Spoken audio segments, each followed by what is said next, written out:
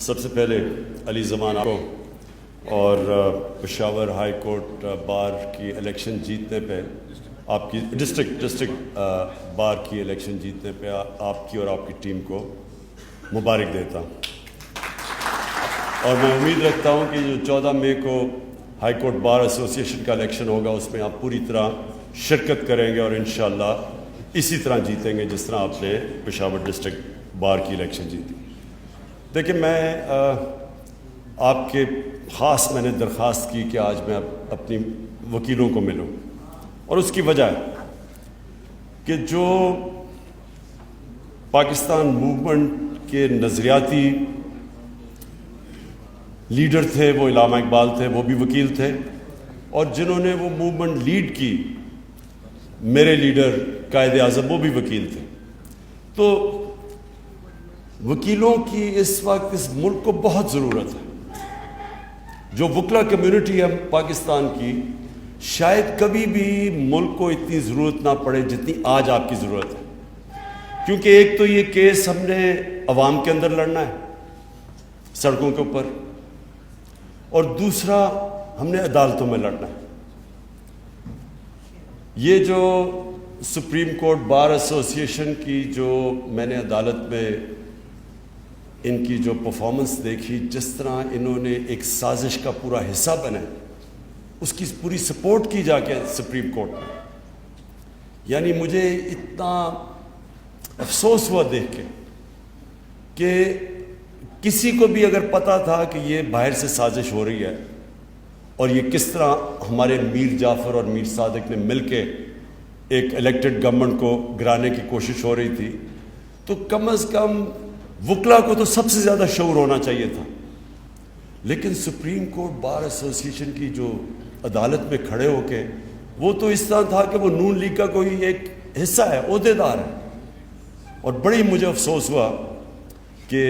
جن لوگوں کو شعور ہے وہ بھی اس سازش کا حصہ بن گئے، کیونکہ یہ جو مراسلہ تھا یا جو سائفر تھا جس کے اوپر یہ سارا سازش سامنے آئی، جو باہر کے ان کا جو انڈر سیکرٹری تھا اور ہمارے ایمبیسڈر کے بیچ میں جو گفتگو تھی، تو وہ تو ہم نے جب ایک دفعہ منظر عام پہ لے آئے تو سب کو پتہ چل جا رہا تھا کہ یہ رجیم چینج باہر سے کیا جا رہا ہے، اور اندر سے یہ ملے ہوئے تھے ان کے ساتھ۔ زیادہ تر تو ان کی جماعتوں کو نہیں پتہ، جتنی بھی جماعتیں ان کی سپورٹ کر رہی ہیں زیادہ تر تو ان کو نہیں پتہ۔ اس لیے ہم نے پارلیمنٹ کی جو سیکیورٹی کمیٹی میٹنگ تھی اس میں ان سب کو دعوت دی کہ آپ کو ہم دکھاتے ہیں یہ مراسلہ، لیکن وہ خود آئے نہیں، کیونکہ ان کے لیڈرز کو تو پتہ تھا، انہوں نے منع کر دیا۔ شہباز شریف تو اس کا پورا اور نواز شریف حصہ تھا، آصف زرداری پورا حصہ تھا، تو ان کو تو پتہ تھا کیا ہے، لیکن باقی لوگوں کو انہوں نے منع کر دیا۔ تو اس لیے زیادہ تر لوگ انجانے میں اس سازش کا حصہ بن گئے۔ لیکن جو میں ایکسپیکٹ کرتا تھا کہ ہماری جو ٹاپ لیگل باڈی ہے اس کو تو کم از کم اس میں سمجھ آنی چاہیے تھی کہ کتنی بڑی سازش ہے، بہرحال انہوں نے اس کے باوجود اس کا حصہ بنے۔ ابھی جو آگے ہم نے لڑنا ہے یہ عدالتوں میں بھی لڑنا ہے اور سڑکوں پہ بھی لڑنا ہے، اور اس کے لیے میں اپنی ساری جو پاکستان کی وکلا کمیونٹی ہے اس سب کو میں آرگنائز کر رہا ہوں۔ آپ نے سب سے پہلے میری آپ سے ملاقات ہوئی، کل انشاءاللہ لاہور میں وکیلوں کو مل رہا ہوں۔ ہماری ساری کوشش یہ ہے کہ یہ اس طرح کی وکیلوں کی بھی تحریک چلے جس میں میں نے پوری شرکت کی تھی، جو کہ ایک وقت پہ آزاد عدلیہ کے نام پہ جو ہماری تحریک چلی تھی جنرل مشرف کے دور پہ، میں چاہتا ہوں اس طرح کی تحریک پھر سے وکیل چلے۔ اور دوسری چیز، یہ جو الیکشن کمشنر ہے، کبھی بھی پاکستان میں نے اتنا جانبدار الیکشن کمشنر نہیں دیکھا جو موجودہ بیٹھا ہوا ہے۔ پہلے تو الیکشن کمیشن کمپلیٹ ہی نہیں ہے، تو سارے فیصلے یہی کرتا ہے، اور جس طرح یہ تحریک انصاف کو کوشش کر رہا ہے کہ اس کو ہر قسم کا نقصان پہنچایا جائے، یہ جو فورن فنڈنگ کیس ہے، فورن فنڈنگ کیس کیا ہے کہ بیرون ملک پاکستانیوں نے ہمیں پیسے بھیجے جو کہ ہمیں ملک چلا رہے ہیں۔ آج اگر ملک چل رہا ہے تو بیرون ملک پاکستانیوں کے پیسے پہ چل رہا ہے۔ 31 ارب ڈالر انہوں نے باہر سے بھیجا ہے، وہ نہ بھیجیں تو سوچیں گے آئی ایم ایف سے صرف 6 ارب ڈالر ہم نے ہم نے قرضہ لیا، انہوں نے 31 ارب ڈالر بھیجا ہے، تو اس پہ تو پاکستان چل رہا ہے، تو ہماری بھی بہت بڑی بیرون ملک پاکستانی ہماری بہت بڑی سپورٹ ہے۔ تو یہ جو اس وقت ہو رہا ہے، یہ جو الیکشن کمیشن کر رہی ہے کہ باقی دو پارٹیز کے کیس نہیں سن رہی، سپریم کورٹ نے کہا کہ تینوں کے اکٹھے سنو، ان کے سن نہیں رہی اور ہمیں بار بار کٹہرا میں کھڑا کیا ہوا ہے، اور تاثر یہ دی جا رہا ہے کہ جی تحریک انصاف نے کوئی بہت غیر قانونی چیز کی ہے، جو نہیں کی، جو ثابت ہو جائے گا جب بھی ہمارے سب اکٹھے مل کے کیسز سنے جائیں۔ لیکن میں یہ چاہتا ہوں کہ آپ کی مجھے ہیلپ چاہیے ہوگی، یہ جو الیکشن کمیشن کے اوپر بھی، اور پھر یہ جو ابھی شہباز شریف ہم یہ عدالت میں جا رہے ہیں کہ 16 ارب روپے کے ان کے اوپر جو کیسز بنائے تھے وہ ایف آئی اے نے بنائے تھے، جو انہوں نے نوکروں کے نام پہ پیسہ لیا ہوا ہے۔ اب یہ اقتدار میں آ کے سب سے پہلے جتنے آفیسرز انویسٹیگیٹنگ تھے ان کو فارغ کر دیا۔ یہ کیسے ہو سکتا ہے؟ یہ کہیں بھی دنیا کے اندر قانون میں آپ جانتے ہیں کانفلکٹ آف انٹرسٹ ہوتا ہے۔ اگر آپ کے کیسز ہیں، آپ کیسے اس ادارے میں مداخلت کر سکتے ہیں؟ اس کے لیے بھی ہم عدالت میں جا رہے ہیں اور آپ کی بھی ہمیں مدد چاہیے ہوگی، کیونکہ یہ تو ایک ایف آئی اے ڈسٹرکشن ہے۔ اس کے بعد تو ایف آئی اے کبھی بھی کسی طاقتور کے خلاف جرت نہیں کرے گا کیس کرنے کا۔ کوئی بھی طاقتور، کوئی F B R, F I A, NAB, یہ سب ڈریں گے طاقتور لوگوں کے خلاف قانونی کارروائی کرتے ہوئے، کیونکہ ان کو ڈر ہوگا انتقامی کارروائی، بعد میں انتقام لیا جائے گا۔ اس لیے اس پہ بھی ہم انشاءاللہ آپ سے ان ٹچ ہوں گے، آپ کو بھی علی زمان ہم آپ کو بتائیں گے کہ ہمیں کرنا کیا ہے، کیونکہ دیکھیں یہ میں پھر سے بتاتا ہوں، یہ تحریک انصاف کی جنگ نہیں ہے، یہ پاکستان کی جنگ ہے۔ یہ اگر ہم نے قبول کر لیا، یہ جو انہوں نے ہمارے اوپر مسلط کیا سازش کے ذریعے، تو پہلے تو سب سے پہلے یہ یاد رکھیں کوئی امریکہ کے سامنے ان کی دھمکی کے سامنے نہیں کھڑا ہوگا۔ سارے پرائم منسٹر جن کو کرسی کا شوق ہے وہ تو ڈریں گے کہ کبھی بھی ہمیں ہٹا سکتے ہیں، تو وہ ہر ان کی بات مانیں گے۔ یہ بہت بڑا ملک کو آگے جا کے نقصان پہنچے گا اگر یہ کامیاب ہو جاتے ہیں، اور یہ ہر ان کی وہ بات مانیں گے جو ادھر سے حکم آئے گا۔ اب یہ جو امریکہ کی جنگ میں ہم نے جب شرکت کی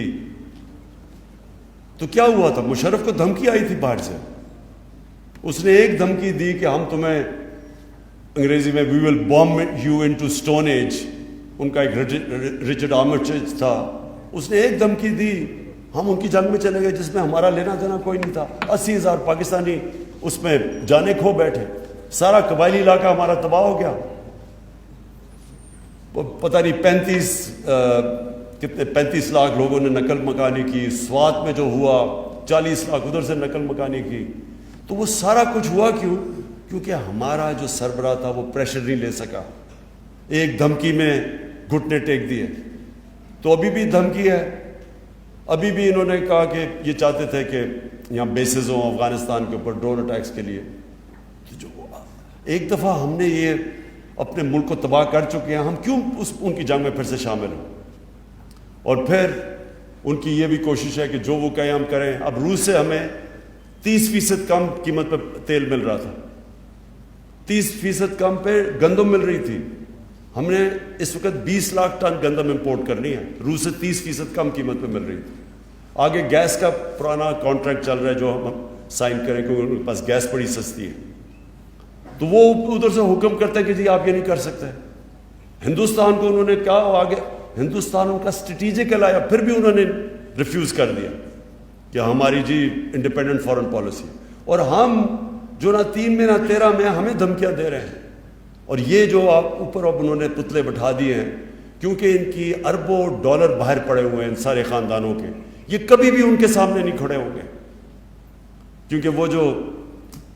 روسی ہیں،